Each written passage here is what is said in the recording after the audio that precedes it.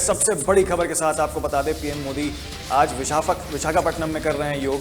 आज 11वें अंतर्राष्ट्रीय योग दिवस के अवसर पर प्रधानमंत्री मोदी योग कर रहे हैं और उन्होंने कहा है कि योग का सीधा अर्थ होता है जुड़ना। वहीं दुनिया योगमय हो गई है। साफ तौर पर देखिए, प्रधानमंत्री मोदी का आज संदेश 21 जून को पूरे भारत और दुनिया भर में बड़े उत्साह के साथ मनाया जा रहा है योग दिवस। ऐसे में प्रधानमंत्री का कहना है कि देखिए, सीधा अर्थ योग का होता है जुड़ना और दुनिया योगमय हो गई है। तो हम आपको दिखा रहे हैं किस तरीके से प्रधानमंत्री मोदी आज योग दिवस के अवसर पर एक संदेश दे रहे हैं जनता को और ये कह रहे हैं कि देखिए, 11वें अंतर्राष्ट्रीय योग दिवस के मौके पर प्रधानमंत्री ने सीधे कहा है कि देखिए, योग का अर्थ जुड़ना होता है और दुनिया में योग जो है उसकी क्या महत्वाकांक्षाएं हैं, क्या चीज़ें हैं, सब प्रधानमंत्री मोदी ने आज विशाखापट्टनम में तकरीबन 3 लाख लोगों के साथ योग वहाँ मनाया है। और आपको बता दें कि देखिए, 21 जून को पूरे भारत में नहीं बल्कि पूरी दुनिया भर में एक उत्साह का माहौल है और लोग साथ में योग मनाते हुए दिखाई दे रहे हैं आज। ऐसे में प्रधानमंत्री बार बार इस बात को कह रहे हैं कि देखिए, योग जो है उससे आदमी जुड़ता है और दुनिया भर में जो है एक योगमय उत्साह जो है वो आज देखने को मिल रहा है। प्रधानमंत्री मोदी का सीधा संदेश आज 11वें अंतर्राष्ट्रीय योग दिवस के मौके पर प्रधानमंत्री का कहना कि देखिए, योग जो है लोगों को जोड़ता है और कहीं ना कहीं देखिए, योग में जो है वो पूरी दुनिया आज नजर आ रही है। 21 जून के मौके पर अंतर्राष्ट्रीय योग दिवस पर इस तरीके से प्रधानमंत्री मोदी का जनता को आज संदेश और विशाखापट्टनम में प्रधानमंत्री मोदी ने योगा कराया।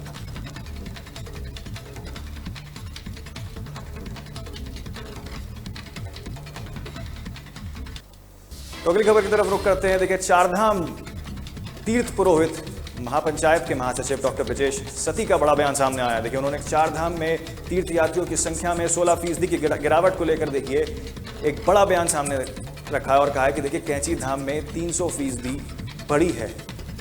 लेकिन वहीं अगर चारधाम की बात करी जाए तो तकरीबन 16% जो है घटौती देखने को मिली है यात्रियों में।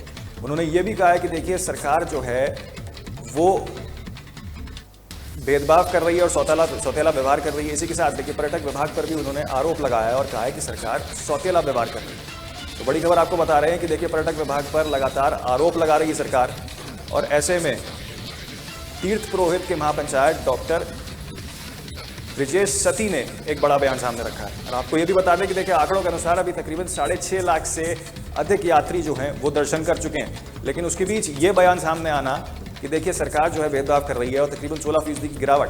तो सरकार के आंकड़ों के ऊपर उन्होंने देखिए कहीं ना कहीं सवाल खड़े करे हैं और ब्रजेश सती जो हैं वो साफ तौर पर देखिए सरकार को कटघरे में खड़ा कर रहे हैं और पर्यटक विभाग को भी ये कह रहे हैं कि देखिए, आप सौतेला व्यवहार कर रहे हैं। कैंची धाम में तकरीबन 300% से अधिक जो है वहाँ बढ़ोतरी देखने को मिली है। लेकिन उनका साफ तौर पर यह कहना है कि देखिए, महापंचायतों में जो सवाल उठाया है वो ये है कि 16% की गिरावट चारधाम यात्रा में देखने को मिल रही है। एक बड़ा बयान देखिए डॉक्टर सती की ओर से जो है वो सामने आ रहा है। पर्यटक विभाग पर भी कई आरोप उन्होंने लगाए हैं और साफ तौर पर कह दिया कि देखिए, सरकार सौतेला व्यवहार यहाँ पर कर रही है। चारधाम तीर्थ पुरोहित महापंचायत के महासचिव का हम आपको बयान बता रहे हैं कि देखिए क्या उन्होंने बयान दिया है। इसके बाद सरकार की कार्यशैली पर उन्होंने सवाल खड़े करे और ये कहा है कि देखिए, सरकार सौतेला व्यवहार कर रही है।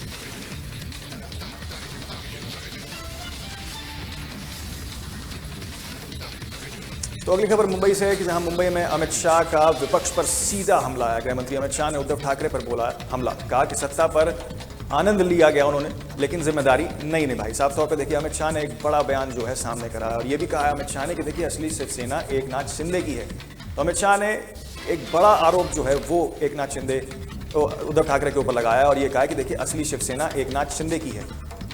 उद्धव ठाकरे की कार्यशैली पर उन्होंने सवाल खड़े करे और ये कहा कि देखिए, जब वो सत्ता में थे तो सिर्फ आनंद लिया लेकिन जिम्मेदारी कोई नहीं निभाई।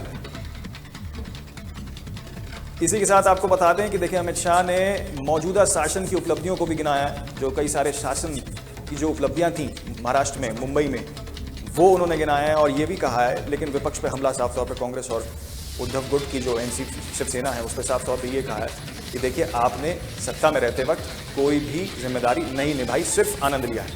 और वहीं जो शिवसेना गुट है उसके ऊपर भी उन्होंने सवाल खड़े करे और ये कहा कि देखिए, जो एकनाथ शिंदे की शिवसेना है वही असली शिवसेना है।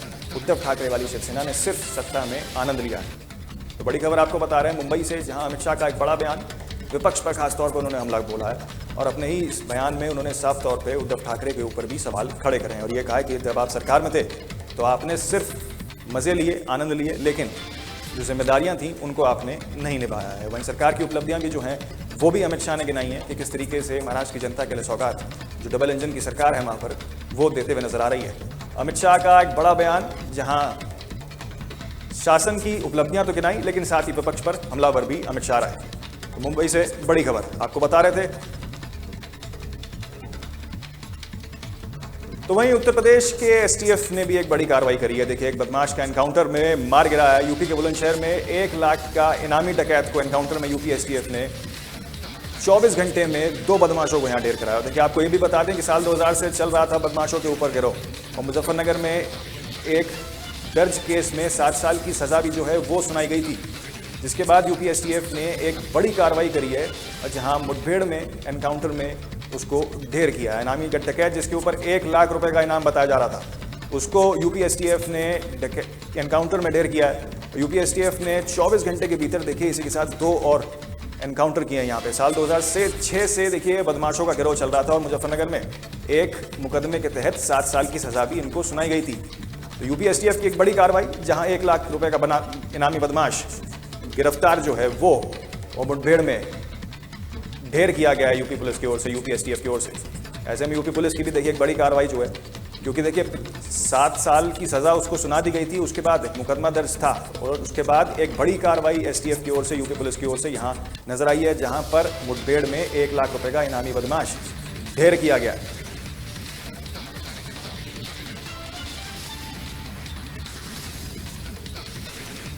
अब अगली बड़ी खबर का रुख करते हैं। आपको बता दें कि उत्तराखंड वन विभाग ने वन दरोगाओं को बड़ी खुशखबरी मिली है।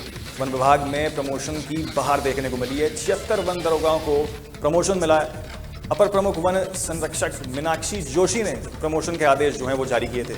इसके बाद वन विभागों के आदेशों के बाद अब 76 डिप्टी रेंजर्स जो है विभाग को यहाँ पर मिले हैं। उत्तराखंड वन विभाग की ओर से देखिए एक अच्छी खुशखबरी दरोगाओं के लिए। दरोगाओं के प्रमोशन जो है वो यहाँ अपर प्रमुख वन संरक्षक मीनाक्षी जोशी ने आदेश जो हैं वो जारी किए हैं, जिसके बाद विभाग के आदेश के बाद अब 76 डिप्टी रेंजर्स जो हैं वो विभाग को यहाँ पर मिले। तो खुशखबरी उन दरोगाओं के लिए जो वन विभाग में काम करते थे। 76 नए अधिकारियों के तैनात जो है वन विभाग की ओर से की गई है। तो वन विभाग ने बौछार एक करी है दरोगाओं के ऊपर, जहां किस तरीके से अपर प्रमुख वन संरक्षण मीनाक्षी जोशी ने प्रमोशन देकर वन विभाग के आदेशों के बाद अब 76 नए डिप्टी रेंजर्स जो हैं वो मिले। दरोगाओं के प्रमोशन कर दिए गए। दरोगाओं के प्रमोशन मिलने के बाद 76 दरोगाओं की सूची में 76 प्रमोशन जो है वो देखने को मिले हैं, जिसमें दरोगाओं को अब वन रेंजर्स बना दिया गया है। तो मीनाक्षी जोशी जो सचिव हैं उनकी ओर से देखिए एक बड़ा फैसला लिया गया है और वन विभाग जो है उनको अब एक नया अधिकारियों की सूची मिली है, जहां तकरीबन 76 डिप्टी रेंजर्स जो हैं वो विभाग की ओर से मिले हैं। उत्तराखंड वन विभाग में वन दरोगाओं को बड़ी जिम्मेदारी मिली और बड़ी खुशखबरी भी उनके लिए है, क्योंकि ऐसे में दरोगाओं से अब वो आधिकारिक तौर पर प्रमोट हो गए हैं। ऐसे में वन विभाग ने वन दरोगाओं को बड़ी खुशखबरी जो है वो सौगात के रूप में दी है। वन विभाग में प्रमोशन की बहार है। 76 वन दरोगाओं को प्रमोशन मिला है। इसी बीच अपर प्रमुख वन संरक्षक मीनाक्षी जोशी ने जो है प्रमोशन के सारे आदेश जारी किए थे, जिसके बाद अब 76 डिप्टी रेंजर्स जो हैं विभाग को यहां मिलते हुए नजर आएंगे। तो बड़ी खबर उत्तराखंड से, जहां वन विभाग की ओर से खुशखबरी सभी दरोगाओं को जो वन विभाग के अंदर काम करते थे उनमें से 76 को प्रमोशन देकर अब डिप्टी रेंजर बना दिया गया।